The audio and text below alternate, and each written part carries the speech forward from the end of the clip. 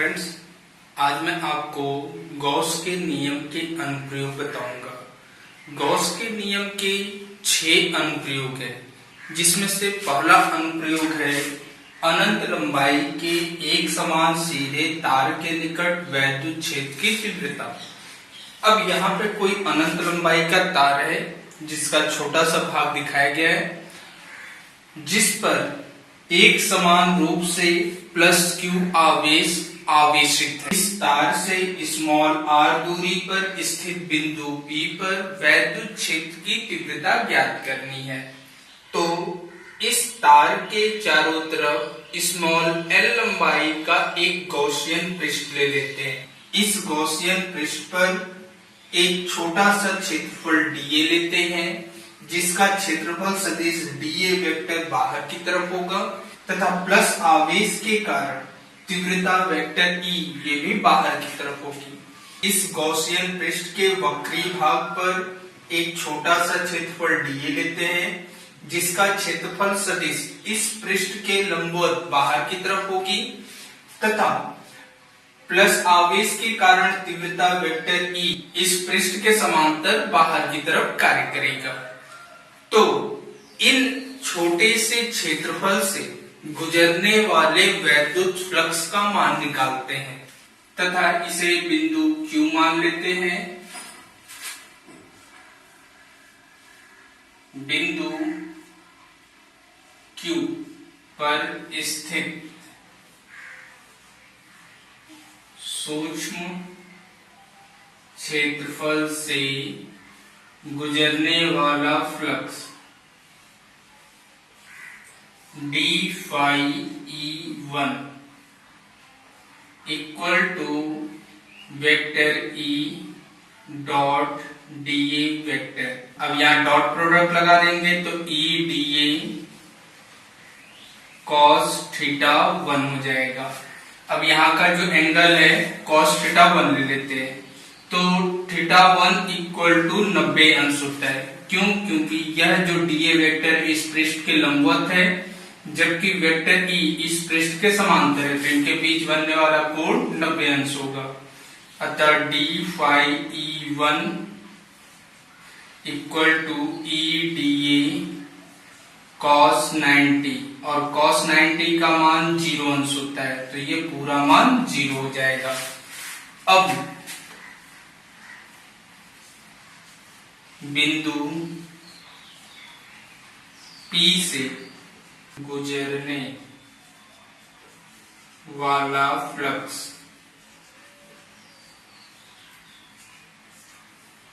d phi E2 equal to vector E dot dA vector, तो हो जाएगा E dA cos theta 2। अब यहाँ पे देख रहे हैं वेक्टर E और dA वेक्टर दोनों एक ही दिशा में कार्यरत है, तो थीटा 2 इक्वल टू 0 अंश। अतः d phi E2 equal to E dA cos 0। cos 0 का मान 1 होता है, अतः हो जाएगा E dA। कुल flux d phi E equal to d phi E1 plus d phi E2। अब यहाँ मान रख देंगे तो ये मान 0 plus E dA d phi E, अतः d phi E equal to E dA।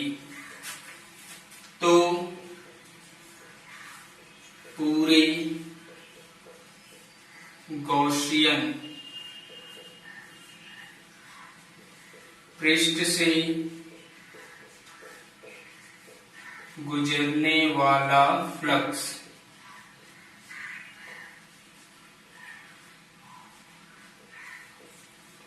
phi equal to हो जाएगा इंटीग्रेशन E dA। अब E कांस्टेंट है, बाहर आ जाएगा, तो E integration A d A चूंकि इस गॉसियन पृष्ठ के इस वक्री भाग से कोई फ्लक्स नहीं गुजर रहा है, केवल इस पृष्ठ से हमारा फ्लक्स गुजर रहा है, तो इस पृष्ठ का जो क्षेत्रफल होगा वह वक्र पृष्ठ के बराबर होगा, जो कि 2 पाई आर एल के बराबर होता है। बेलन का वक्र पृष्ठ का सूत्र होता है 2 पाई आर एच। चूंकि इस बेलन की त्रिज्या r है और इसकी जो ऊंचाई है l के बराबर ली गई है, तो वक्र पृष्ठ का सूत्र बनेगा 2 पाई आर एल। इसे समीकरण 1 ले लेते हैं। अब गॉस के प्रमेय से, गॉस का जो प्रमेय होता है phi equal to Q upon epsilon zero, जो कि आपको पिछले वीडियो में बताया गया है, जिसका लिंक मैं आपको डिस्क्रिप्शन बॉक्स में दे दूंगा, आप उसे देख सकते हैं। अब इसे समीकरण 2 मान लेते हैं। समीकरण 1 व 2 से, अब समीकरण 1 और 2 में दोनों का LHS सेम है, तो RHS भी सेम होगा। अतः E into 2 pi R L equal to Q upon epsilon zero, तो E इक्वल टू हो जाएगा Q upon 2 pi R L into epsilon zero. अब इसे हम थोड़ा सा रीअरेंज कर देते हैं, तो हो जाता है E equal to 1 upon 2 pi epsilon zero Q upon R L. यदि इस तार का रेखी घनत्व तो लेमडा ज्ञात हो, तो जो लेमडा होता है वह Q अपॉन एल के बराबर होता है। रेखी घनत्व की जो परिभाषा होती है, प्रति एकांक लंबाई में वितरित आवेश की कुल मात्रा को आवेश का रेखी घनत्व कहते हैं, जिसे हम लेमडा से दिखाते हैं, लेमडा बराबर Q अपॉन एल। अब इसका जो मात्रक होता है वह कूलम प्रति मीटर होता है, तो इस सूत्र में जो Q अपॉन एल है उसकी जगह लेमडा रख देते हैं, तो हमारा मिल जाता है E equal to 1 upon 2 pi epsilon zero lambda बटे आर। चूंकि हम जानते हैं 1 अपॉन 4 पाई एप्सिलॉन जीरो का मान, तो 2 का ऊपर और नीचे गुणा कर देते हैं, तो हो जाएगा E equal to 1 upon 4 pi epsilon zero 2 lambda बटे आर। ये हमारा फॉर्मूला है। अब E और R के बीच में हम ग्राफ खींच लेते हैं।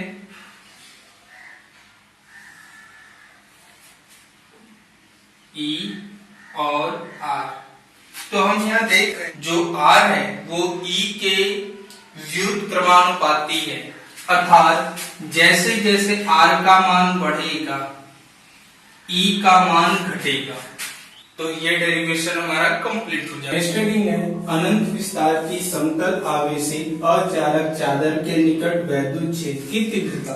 कोई अनंत विस्तार का आवेशित अचालक चादर है जिसके कैपिटल A क्षेत्रफल में प्लस Q आवेश वितरित है। चादर का पृष्ठ घनत्व सिग्मा हो तो sigma equal to Q upon A होगा।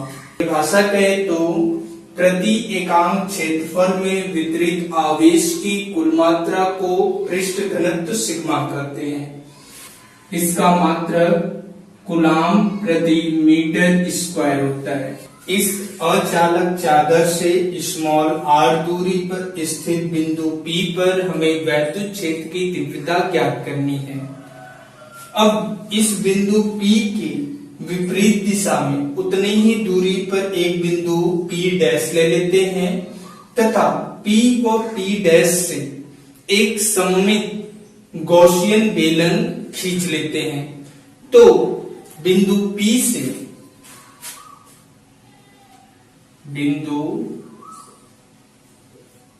से गुजरने वाला flux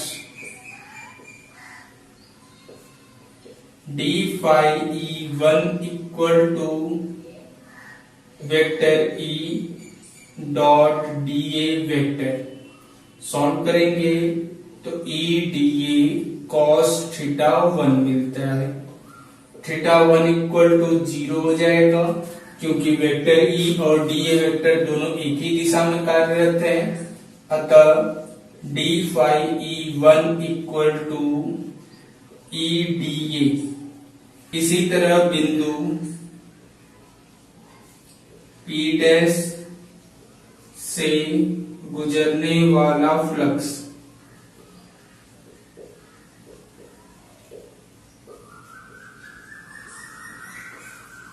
d phi E2 equal to vector E dot DA vector. तो हो जाएगा E DA cos θ2। अब θ2 बराबर भी 0 होगा क्योंकि दोनों एक ही दिशा में कार्यरत हैं। तो हो जाएगा d phi E2 equal to E DA। अतः कुल फ्लक्स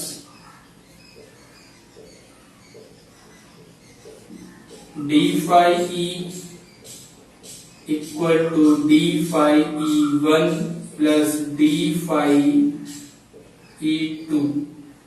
तो हो जाएगा E DA plus E DA। तो हो जाएगा 2E DA d phi E equal to.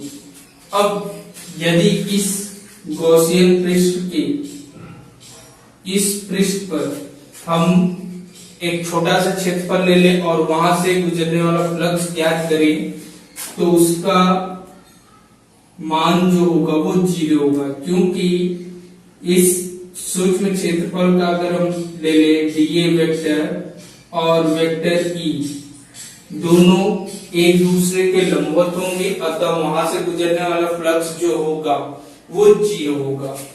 अतः पूरे गॉसियन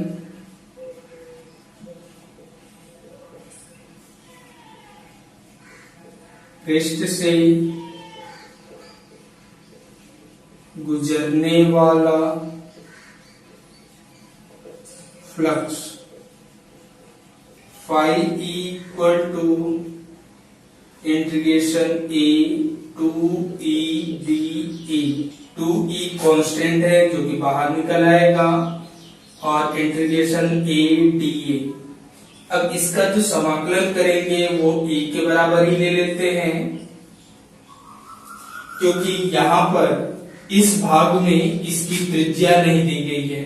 अगर त्रिज्या दिया होता तो इसका जो क्षेत्रफल होता पाई R स्क्वायर, जहां R त्रिज्या होता है।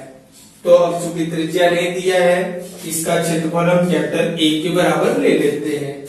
ये हमारा phi E equal to 2EA। इसे समीकरण 1 मान लेते हैं। अब गॉस के प्रमेय से चले तो phi E equal to Q upon epsilon 0 होता है। इसे समीकरण 2 मान ले तो समीकरण 1 व 2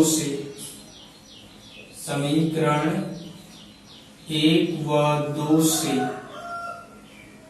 दोनों का LHS सेम है तो RHS भी सेम होगा। अतः 2EA equal to Q upon epsilon 0।